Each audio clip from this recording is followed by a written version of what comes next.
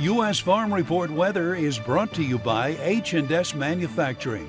With models ranging from 1,200 to 4,200 gallon capacity and right side discharge, the Top Shot manure spreaders spread like no other.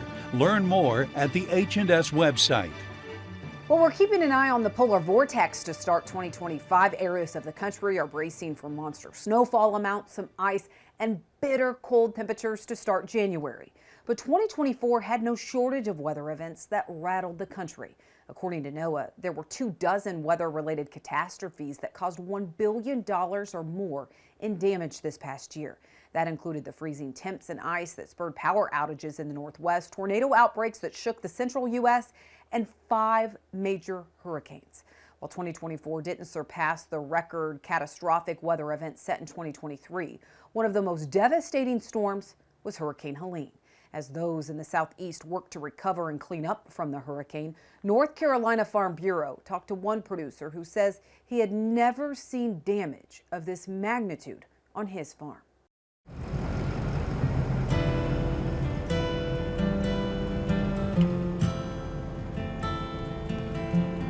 We had about 6 or 7 inches of rain for the whole week, about 6 inches for the actual storm event. The amount of work it's going to take is I've never seen. I'm 63, and since we've been farming here, I've not seen anything on this magnitude. Lots and lots of trees on fences, 40 or more, and then there's probably at least that many or more either in roads or out in the middle of the pasture, which aren't an immediate concern to us. Those we'll get to them when we can and when we can figure out how we're going to do it, because they're so large and the tops are so big, we don't have any equipment big enough to handle those. Easy, girls. Come here now, come on. The other thing where I live, at the other farm where I live, is we had used EQIP cost share program a number of years ago, about 15 years ago, to fence all those cattle out of the stream and put them on well water. So when the power went out, we were out for 5 days. That's the first thing, is making sure you get water to them. We had plenty of grass and plenty of hay to feed them, and just finding a place to put them where they get water. Luckily, we got a 3-acre pond there, and I had a little pasture that I could put 60 mama cows in 3-acre, 4-acre lot for a couple of days. They watered there, and then I had some other pasture adjacent, and then the power came back on. The hard parts have just been getting the fence stood back up right now. Just doing the absolute minimum we have to get to where we can get a current and charge on it to where the animals will stay on the place.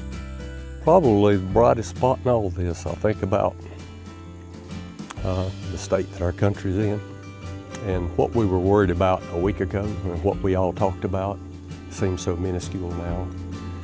And the number of neighbors that came and checked on us, the number of people we went to, we carried water to people, and I think that has probably done more for me personally, and I think everybody I talked to see the goodness in other people and how this brings it out.